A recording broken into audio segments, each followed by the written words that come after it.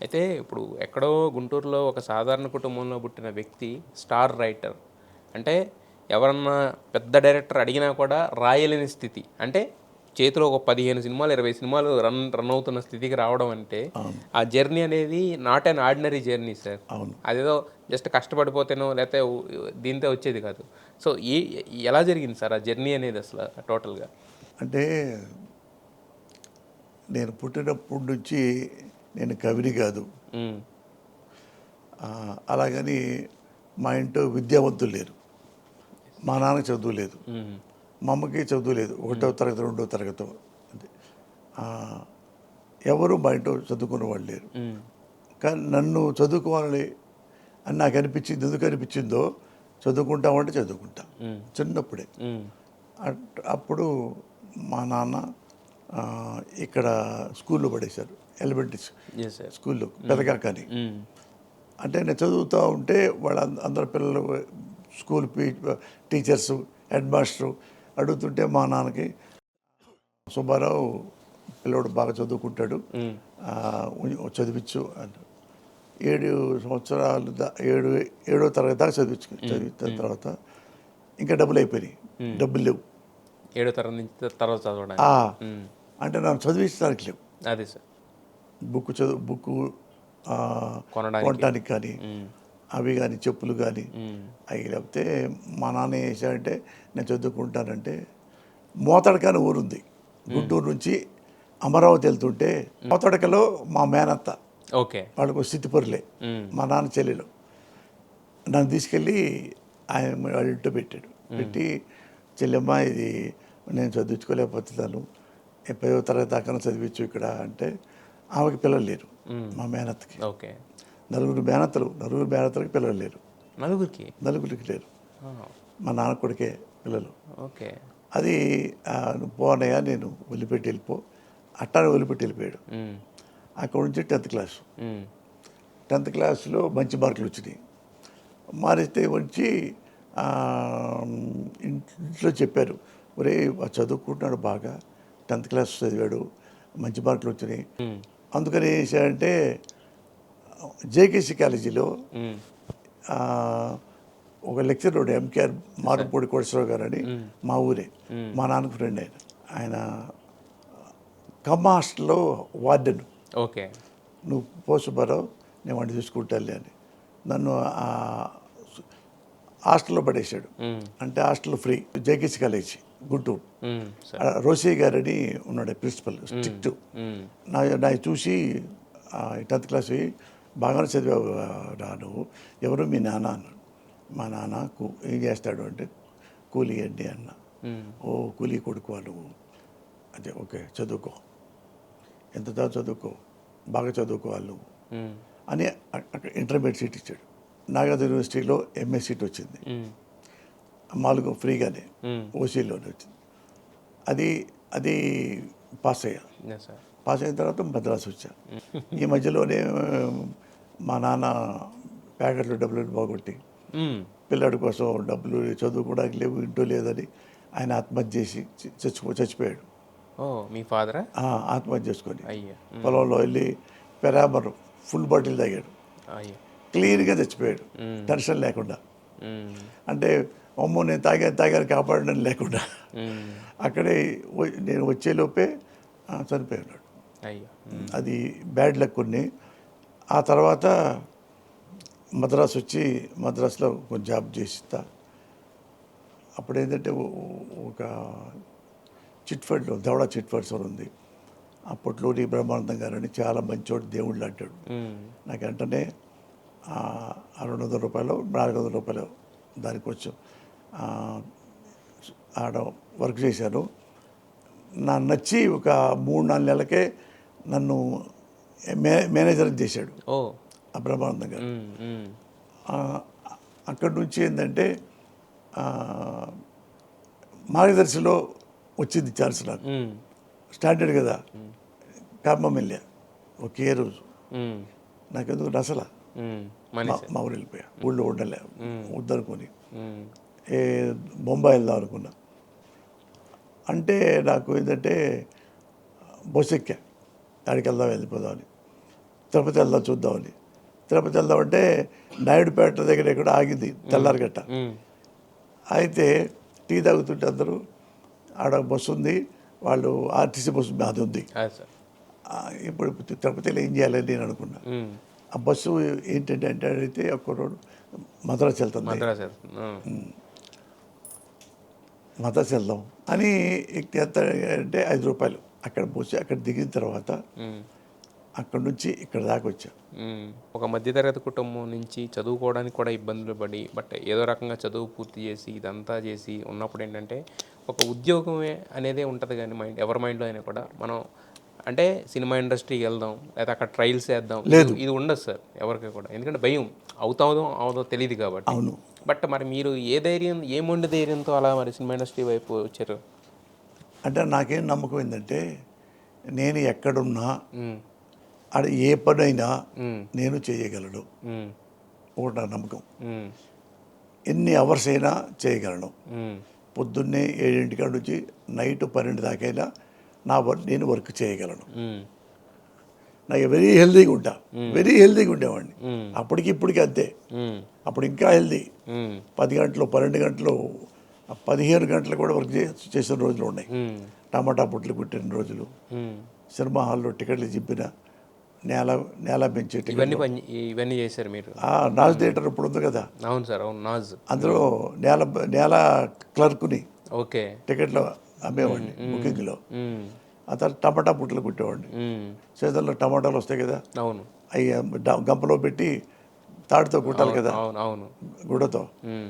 దానికి ఎంత 7 మొదలు పెడితే 10-10:30 దాకా చేస్తే 7 రూపాయలే వచ్చేది. 5 రూపాయలు 7 రూపాయలు. అదే గొప్ప అప్పుడు. అవును. అవి కూడా ఇప్పుడు బుక్స్ పనికి వచ్చాయి, నాకు పెన్ను పనికి వచ్చేది, ఒకసారి చెప్పులు కొనుక్కున్నాను.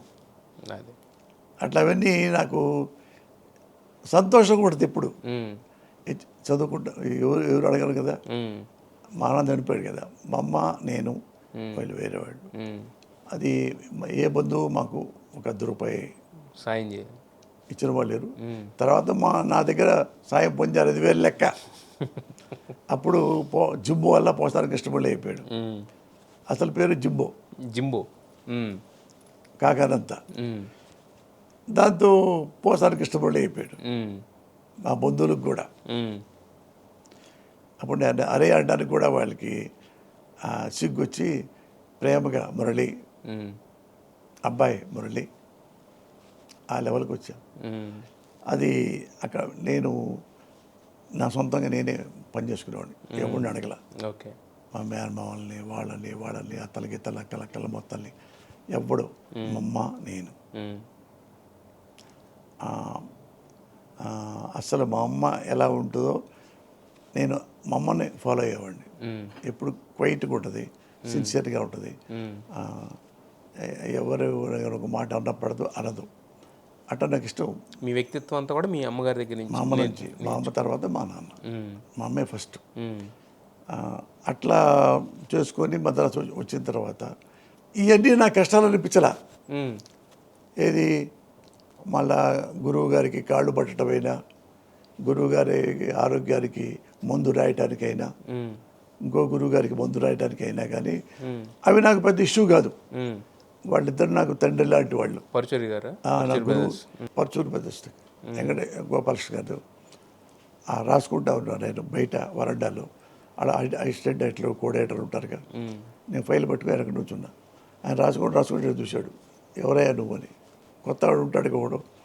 దగ్గరికి వెళ్ళి నా పేరు పోసాని కృష్ణమురళి అండి, నేను ఎంఏ చదువుకున్నాను తెలుగు, మీకు అసిస్టెంట్గా అవకాశం ఉంటే ఇవ్వండి సార్ అన్న. మా దగ్గర లేవు అన్నాడు. థ్యాంక్ యూ సార్ అన్న. వెనక వెళ్ళి ఆ గేట్ దగ్గర ఉన్నా. వాళ్ళు బయటికి వెళ్తున్నారు. బయటికి వెళ్దాంలే, వాళ్ళ ముందు మీద వెళ్ళటం దేనికని ఆయన పోయి కారు ఎక్కి వెళ్ళారు. వాళ్ళందరూ అసిస్టెంట్లు ఎక్కారు. వెళ్ళిపోయి కొంచెం ఇక్కడ నుంచి ఆ చివరి దాకా వెళ్ళగానే కారు ఆగింది. వంగి చూశాడు ఈయన. చూసి ఏమో ఇట్రా అన్నాడు. నేను వెళ్ళా పైపెట్టుకొని, రేపు 5:30కి రా, నీ సంగతి చూస్తా, నీ సంగతే నీ ఎవరు ఏంటో అట్టాడు మాట అన్నాడు. సరే సార్ అన్న. నేను ఎప్పుడు టైంకి ఉంటా, కరెక్ట్గా 5ంటికి వచ్చా. 5ంటికే వచ్చా. వాళ్ళు అప్పుడే ఆ ఎదురు ఇంటి నుంచి పరుచూరు వెంకటేశ్వర గారు వచ్చారు. అక్కడ ఆ ఇల్లు ఎక్కడ, ఎదురిల్లు ఇక్కడ. ఓకే.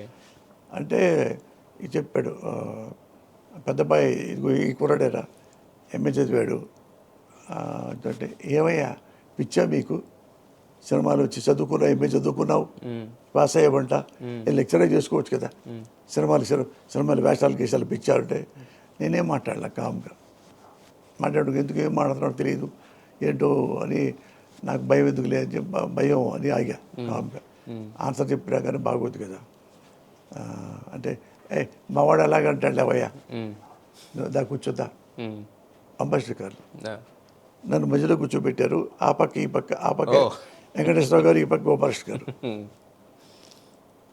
నన్ను మధ్యలో కూర్చోబెట్టారు కదా, పిల్లవాడిని కదా, 20 అంటే అప్పుడు నా మనసులో అనుకున్నా, నేను ఇక్కడ సెటిల్ అయిపోయాను. అటు ఇటు ఉన్నారు కాబట్టి దిగ్గజాల మధ్యలో అనుకున్న మనసులో అప్పుడే ఉన్నా. అప్పటి నుంచి 5 స్టార్ హోటల్లో వాళ్ళ సిట్టింగ్లో, అడయార్ హోటల్లో వాళ్ళు వచ్చారు. ఆ డైరెక్టర్ ఉన్నాడు, ఓ మేనేజర్ గారు, ప్రొడక్షన్ మేనేజరు, అసిస్టెంట్ ఉంటుంటే, ఏమయ్యా ఎందుకు వచ్చావో చెప్పు వ్యవహారం అన్నారు హోటల్లో కూర్చొని. అంటే ఏం లేదు సార్, మామూలుగానే వచ్చారు. ఏంది వేషాలు వేయడానికి వచ్చావా, రైటర్గా వచ్చావా, ఇంకేం వచ్చావు, డైరెక్టర్గా వచ్చావు, ఏమనుకొని రాలేదు సార్ అని. ఏమనుకొని రాలేదా, ఏంటి నీ ఫ్లాష్ బ్యాక్ అన్నాడు. అంటే చెప్తాను సార్, మీకు అవసరం అయితే చెప్తాను అన్న. అయితే అక్కర్లేదు అన్నాడు. మేనేజర్ పిలిచాడు, ప్రొడక్షన్ మేనేజర్ని, సినిమా ప్రొడ్యూసర్ దగ్గర ఉంటారుగా. ఏమయ్యా మా వాడికి, నన్ను అన్నాడు అప్పుడే, మా వాడికి బాండి బజార్ వెళ్ళి 2 చొక్కాలు 2 ప్యాంట్లు కొనుక్కొని రండి. కొనుక్కొని రండి సరే రండి బాబు. లేదు సార్ ఉండే సార్, ఉండేలేవయ్యా పో అన్నాడు. పాండి బజార్ వెళ్ళి అది షాప్లో వెళ్తే నేను అన్నాను, ఉన్నాయి సార్ నిజంగా బట్టలు ఉన్నాయి ఏంటంటే, అయ్యా తిడతాడయ్యా ఆయన నన్ను, గోపాలకృష్ణ గారు, మళ్ళీ నువ్వు అట్ట నీ ఇష్టం లేకపోయినా నువ్వు కొనుక్కోవద్దే, మీరు కొనాలి, నేను డబ్బులు ఇప్పించాలి ఆయనకి అంటే 2 చొక్కాలు 2 ప్యాంట్లు కొనుక్కున్నా. వచ్చిన తర్వాత అక్కడ నుంచి 1 గంట దాకా ఉన్న తర్వాత పరుచూరు వెంకటేశ్వర గారు అన్నారు, ఏమయ్యా మేము భోజనానికి ఇంటికి వెళ్తున్నాం, భోజనం చేసి మళ్ళీ వస్తాం 4ంటికి, నీకు ఏమీ తెలుగు అన్నావు కదా, ఏమన్నా మంచి ఒక కాయినింగ్స్ రాయి, ఇందులో నేను వేషం వేస్తున్నా, నేను పేకాట పిచ్చికాడిని, దాని మీద చిన్న చిన్న జోక్స్ లాగా నువ్వు రాయగలవా, రాస్తాను సార్ రాయను. 4ంటికి వచ్చాడు, ఇక్కడ అన్నం తిని కూర్చున్నా. కూర్చున్న తర్వాత ఏమయ్యా రాసావా అంటే పేపర్ ఇచ్చా, ప్యాడు 70 రకాలకి రాశా. 70 ఆయన చూసి వరుసగా టక టక టక టిక్ పెట్టేసుకున్నాడు. బాగుండేయా గోపాలకృష్ణ, బాగా రాశాడు రా అంటే, అందుకనే రా నేను చెప్పింది నీకు, అందుకనే పెద్ద పై చెప్పాను నీకు, ఉండు బాగా చేసుకో. సరే సార్. అక్కడ అంటే మరి మీకు అసలు అనుభవం లేదు కదా సార్, అంటే సినిమాలో డైలాగ్స్ ఇలా ఉంటాయి అలా ఉంటాయని చెప్పి, అప్పుడు ఏది నెల టికెట్లు చింపినప్పుడు చూసిన అనుభవమా, లేకపోతే సినిమాల మీద ఉన్న ఇంట్రెస్టా, లేకపోతే ఏంటిది 70 రాయగలుగుతాం కాయినింగ్స్ లాంటివి అంటే? కాయినింగ్స్ అలాంటిది అవసరం,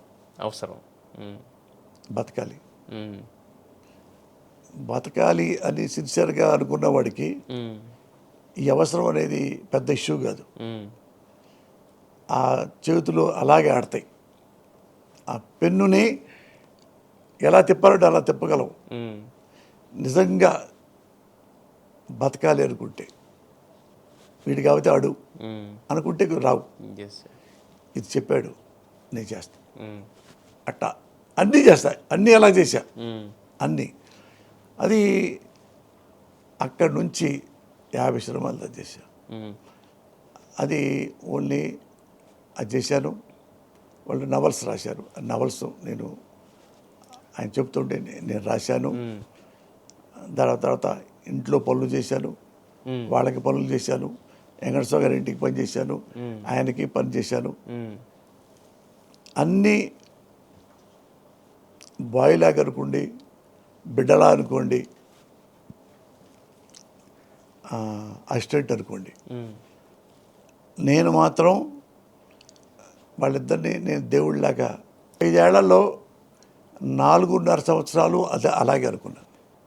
ఆయన ఎవరు లేనప్పుడు, నేను గోపాల్స్గారు ఉన్నప్పుడు అతను నన్ను కొడుకు కంటే గొప్పగా ప్రేమించేవాడు. కొడుకు కంటే గొప్పగా ప్రేమించేవాడు నన్ను. అంటే నా రాతని,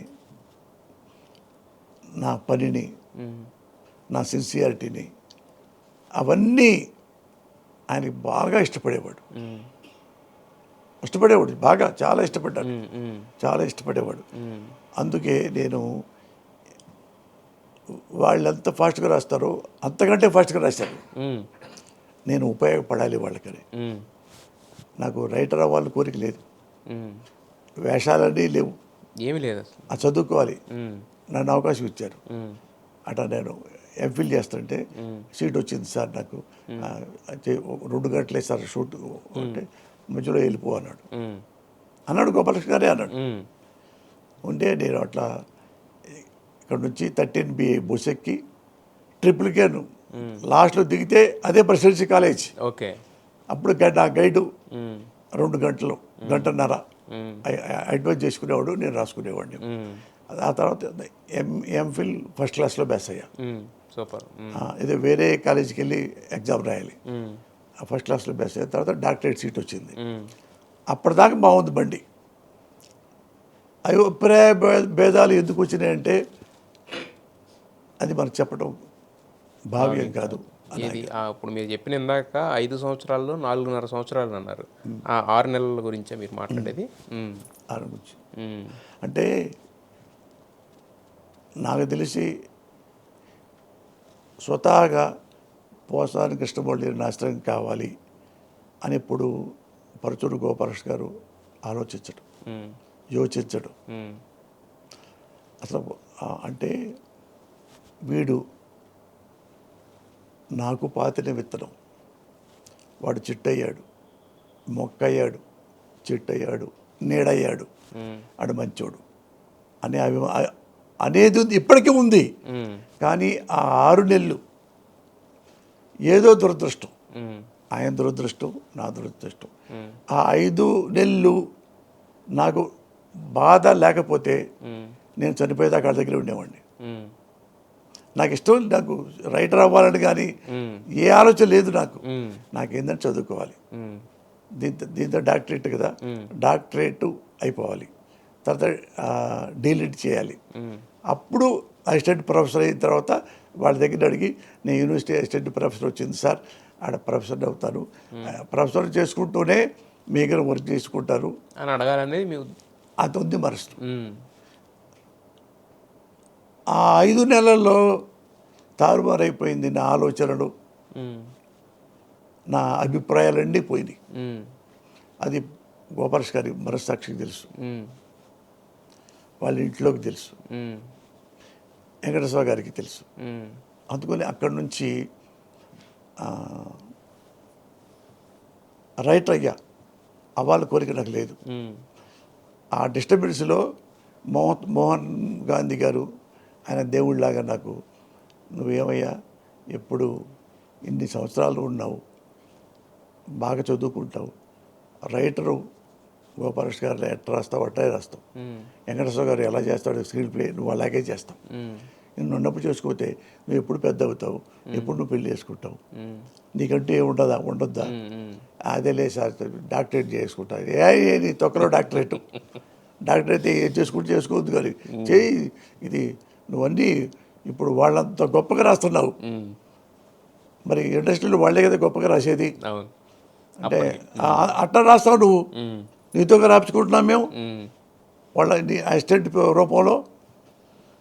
అంటే అది సార్ అది అయితే అది లేదు, ఒక నీకు వచ్చిన నచ్చని కథ చెప్పు, నాకు కథ ఏమనుకోలేదు సార్, నేను షూటింగ్కి వెళ్ళి వస్తాను, వచ్చేలోపు నైటు 7:30కి రా రూమ్లో, కథ చెప్పు, నీకు వచ్చినంత చెప్పు, అసలు నేనేం అనుకోలేదు సార్.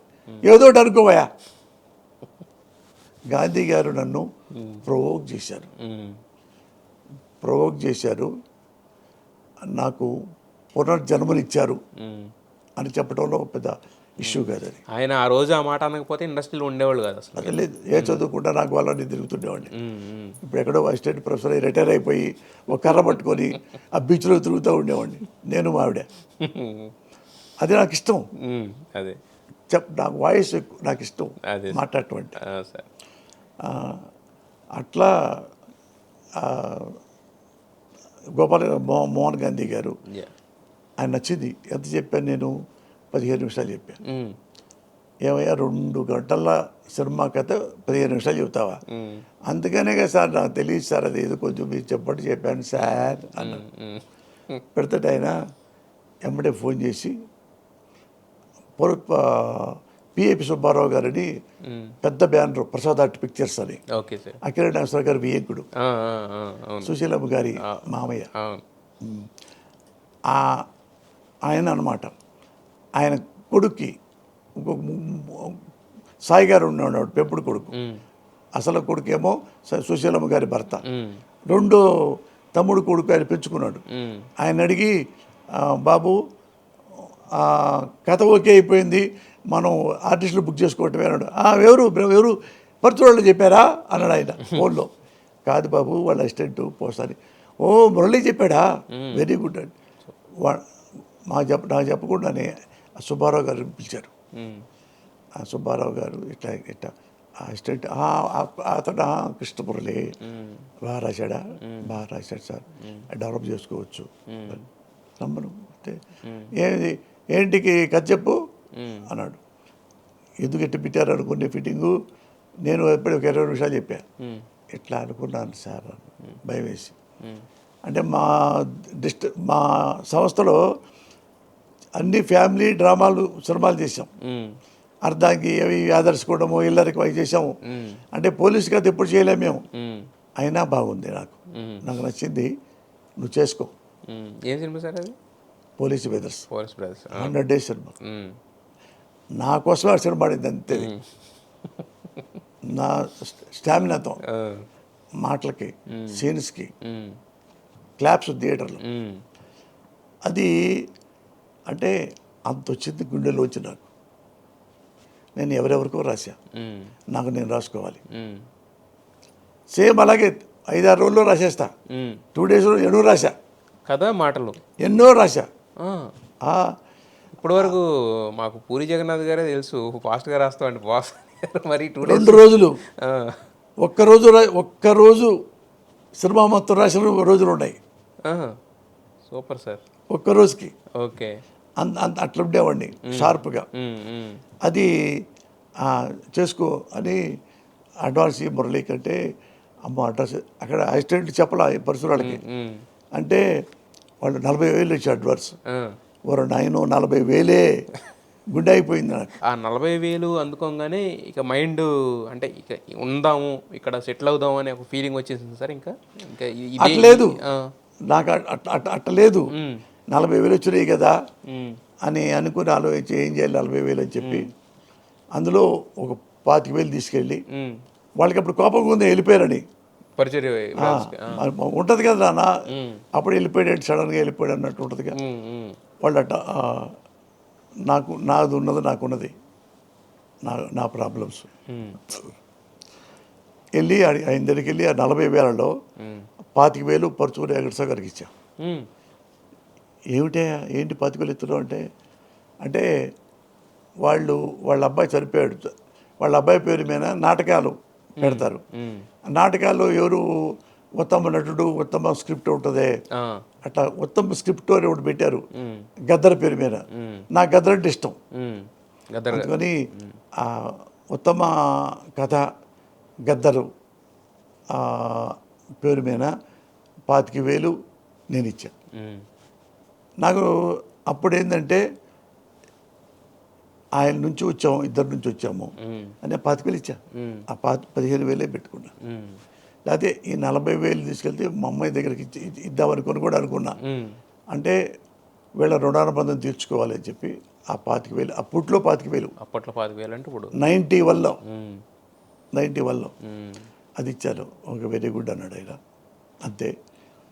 అక్కడ నుంచి సుబ్బారావు గారి పుణ్యం, ఉమ్, మోహన్ గాంధీ గారి పుణ్యం వల్ల ఈరోజు ఇంత స్థాయిలో నాకు అలవమాలిన ఆస్తులు ఉమ్, ఈ తెలుగు సినిమా ఇండస్ట్రీ వల్ల నాకు వచ్చినాయి. నాకు మంచి కుటుంబం, మంచి బిడ్డలు, మంచి భార్య, yes, మంచి సంసారం. ఉమ్, ఇప్పటికి నాకు ఎలాంటి ఇబ్బందులు లేకుండా, కష్టాలు లేకుండా, బాధలు లేకుండా, కన్నీళ్ళు లేకుండా ఈ సినిమా ఇండస్ట్రీయే నాకు అన్ని ఆస్తులు నాకు అందజేసింది. yes.